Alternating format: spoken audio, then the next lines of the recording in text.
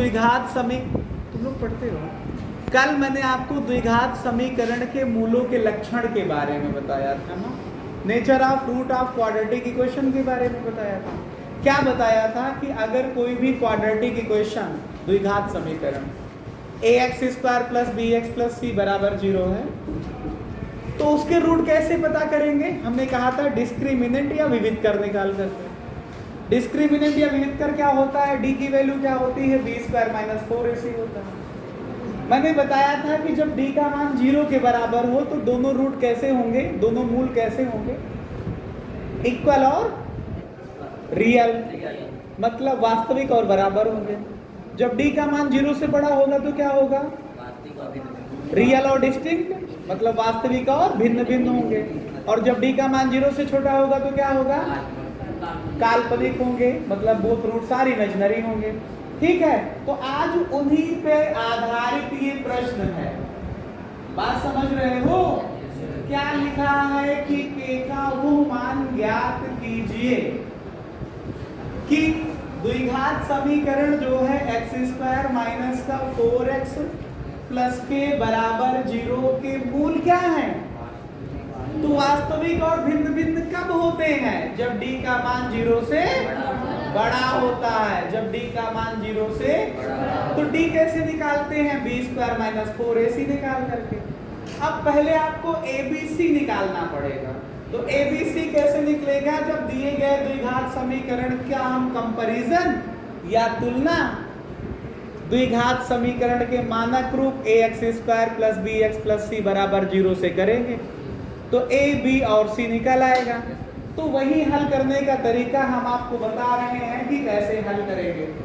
तो चलते हैं हम टॉपिक की तरफ। सबसे पहले लिखने का तरीका देखो, क्योंकि 10th क्लास में आने के साथ साथ लिखना भी महत्वपूर्ण है। आपकी दो बातें परीक्षा में महत्वपूर्ण होंगी। पहली बात ये कि आपकी राइटिंग अच्छी होनी चाहिए। दूसरी बात ये कि आपने जो कंटेंट लिखा है वो किस तरह का लिखा है। आपने अपनी पूरी बात को समझाने का प्रयास किया है कि नहीं। अगर पूरी बात नहीं समझाते हो तब भी आपके बोर्ड में मार्क्स कट कर दिए जाएंगे। समझ रहे हो? आते हुए प्रश्न के पूरे नंबर ना मिल करके उससे कुछ कट करके नंबर मिलेंगे। मान लो 3 मार्क्स का क्वेश्चन है, 3 नंबर का प्रश्न है, तो आपको 2 मिलेंगे, 2.5 मिलेगा, 1 मिलेगा। लेकिन अगर मेरे तरह जो मैं तरीका बता रहा हूँ उसके हिसाब से करोगे तो आपको पूरा नंबर मिलेगा सही होने पे। तो सबसे पहले क्या करते हैं कि जो प्रश्न में दिया होता है उसको लिखने का सबसे पहला प्रयास करते हैं। और जो दिया होता वो होता कहाँ पे?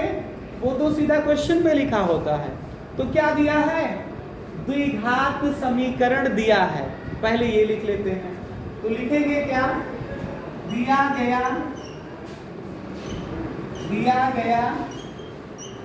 द्विघात समीकरण, दिया गया द्विघात समीकरण कौन सा है? x स्क्वायर जी माइनस का 4x प्लस के बराबर 0 की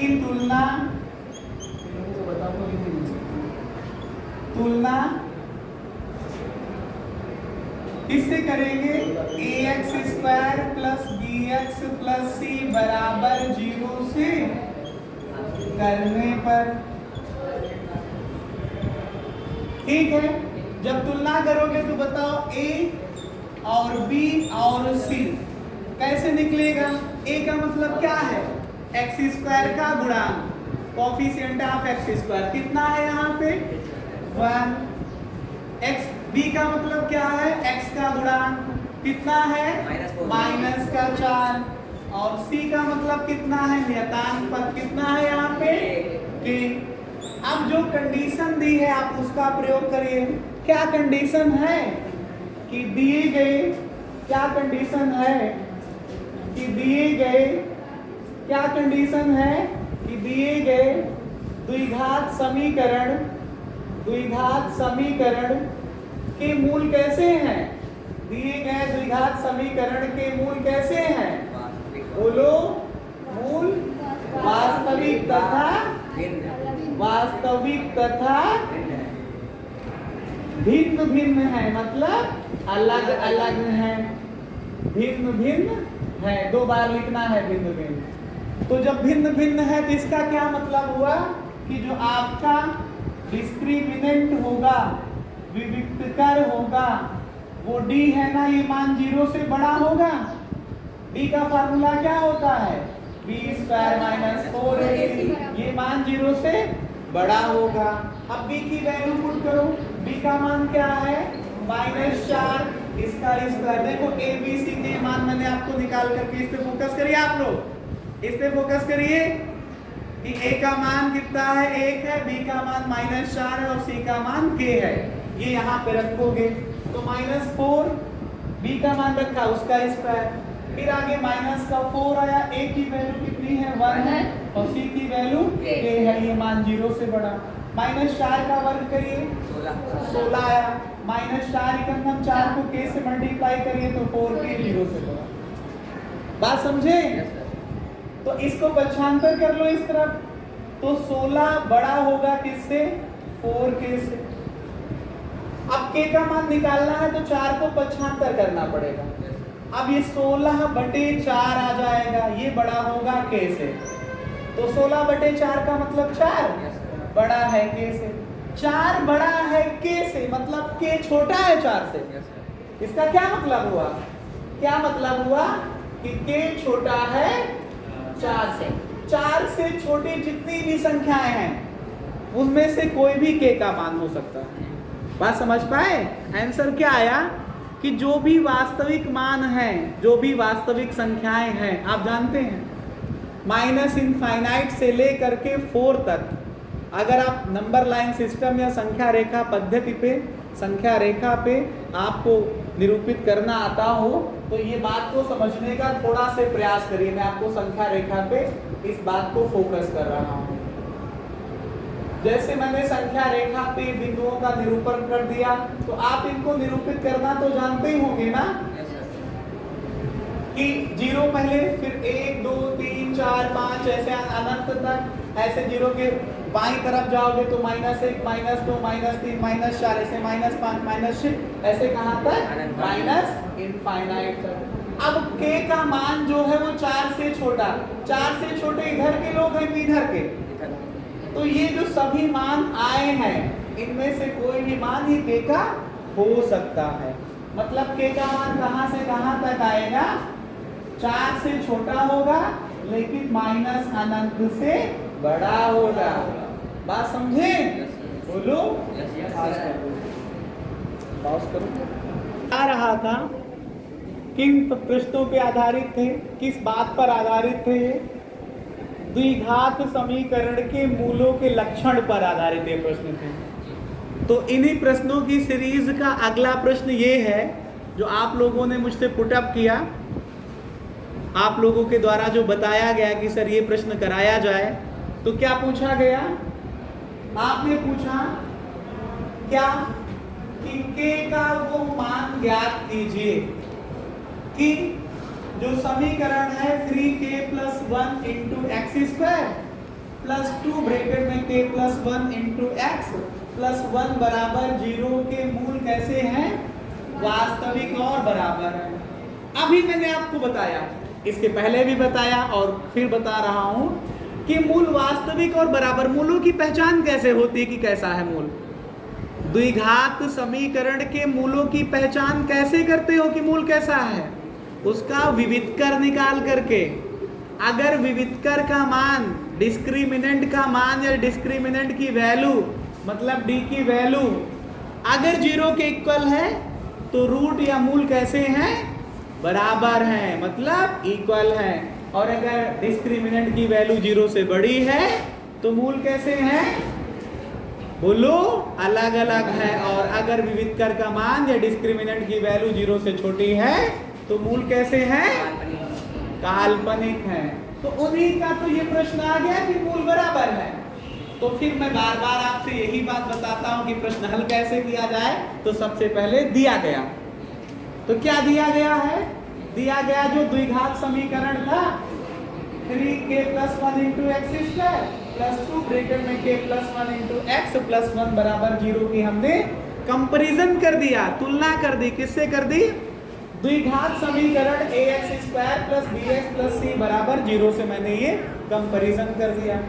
तो a की वैल्यू क्या मिलेगी? x² का गुणांक a होता है, तो x² का गुणांक या कोफिशिएंट क्या है? 3k plus 1। x का कोफिशिएंट क्या है? 2 ब्रैकेट में k प्लस 1 और कांस्टेंट टर्म क्या है? 1 है। ठीक है, बात समझ में आई? इस बात पे फोकस करिए एक बार फिर से। फोकस करिए, इधर को दिखाना चाहिए। इस बात पे फोकस करिए एक बार फिर से कि x² का गुणांक जो है वो a है, x का गुणांक जो है वो b है और कांस्टेंट टर्म c है। आपको गुणांक का मतलब पता है? गुणा का अंक, गुणांक का मतलब है गुणा का अंक। तो x² में गुणा का अंक क्या है? 3k प्लस 1, वो a हो गया। x के गुणा में क्या है? 2k plus 1, 2 into k plus 1 और कांस्टेंट क्या है? 1। ये वैल्यू रख दी गई। अब आप फिर वही अपनी पुरानी शर्त पे आ जाइए कि दिए गए द्विघात समीकरण के मूल कैसे हैं? वास्तविक तथा बराबर हैं।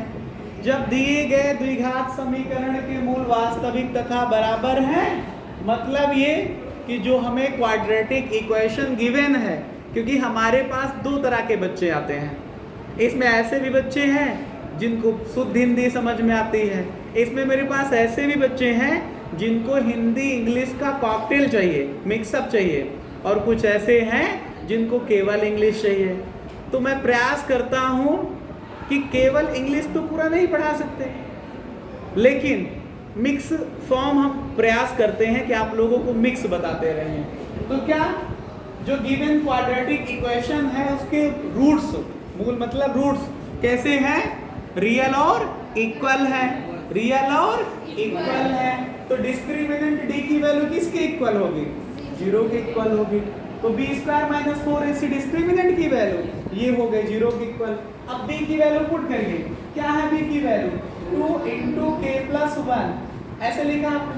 अगर इसका स्क्वायर ऐसे कर दिया तो दिस इज रॉन्ग, ये गलत तरीका है लिखने का। ये पूरी वैल्यू को एक साथ लिखो और तब स्क्वायर बनाओ। ठीक, एक साथ के लिए ब्रैकेट का यूज कर दो। माइनस का या 4a की वैल्यू क्या है? 3k प्लस और c की वैल्यू क्या है? बोलो, इक्वल्स टू 0। अब 2 का स्क्वायर करोगे 4, यहाँ पे होगा k प्लस 1 का होल स्क्वायर। k प्लस 1 का होल स्क्वायर कैसे करोगे? a प्लस b के होल स्क्वायर के फार्मूले को लगा के। तो क्या आएगा? a स्क्वायर मतलब k स्क्वायर, b स्क्वायर मतलब 1 का स्क्वायर प्लस 2a और b मतलब 2k और 1, इसका स्क्वायर हो गया। माइनस 4 1 जा 4, 4 एकंदम 4। अब गुणा किससे करोगे? 3k प्लस 1 में। चलो अगले स्टेप में करेंगे मल्टीप्लिकेशन। आप बताइए इसमें कितने टर्म हैं, कितने पद हैं? 2, एक ये और दूसरा ये। दोनों में 4 कॉमन है, दोनों को 4 से भाग किया जा सकता है, दोनों को 4 से डिवाइड कर सकते हैं, कर सकते हैं। तो पूरी इक्वेशन को 4 से डिवाइड कर दीजिए। जब 4 से डिवाइड करोगे तो 4 कैंसिल हो जाएगा, क्या बचेगा? k स्क्वायर प्लस 1 का स्क्वायर 1, 2 1 जा 2 को k से मल्टीप्लाई करोगे 2k आएगा। माइनस यहाँ से 4 कैंसिल होगा तो क्या बचेगा? 3k प्लस 1 बराबर कितना? 0 को 4 से भाग करो भाई, कितना आएगा? सबको 4 से डिवाइड कर दिया ना मैंने। अब इस ब्रैकेट को ओपन करो, k स्क्वायर प्लस 1 प्लस का 2k आया, माइनस माइनस ब्रैकेट के पहले माइनस का निशान है तो इसके साइन क्या होंगे? बदल जाएंगे। क्या होंगे? चेंज हो जाएंगे। माइनस से मल्टीप्लाई करने पे साइन चेंज हो जाता है, साइन बदल जाता है। तो बदलोगे तो क्या आएगा? माइनस का 3k और माइनस का 1 इक्वल टू 0। ये माइनस 1 और ये प्लस 1 कैंसिल हो जाएगा। क्या बचा? k square plus 2k minus 3k घट जाएगा तो बचेगा माइनस का k बराबर कितना? 0।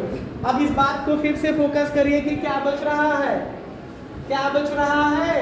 k स्क्वायर माइनस k की वैल्यू 0 के इक्वल। यहाँ से अगर आप देखोगे तो k कॉमन मिल सकता है, दोनों में k है। यहाँ से k कॉमन लोगे तो k बचेगा, यहाँ से कॉमन लोगे तो क्या बचेगा? 1 बचेगा माइनस में।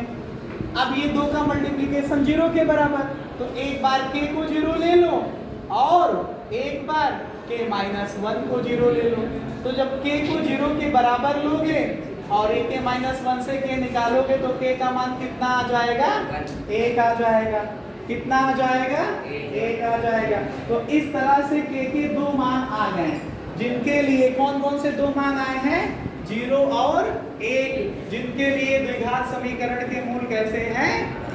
बोलो, वास्तविक तथा बराबर हैं। ठीक है, बोलो। ठीक है,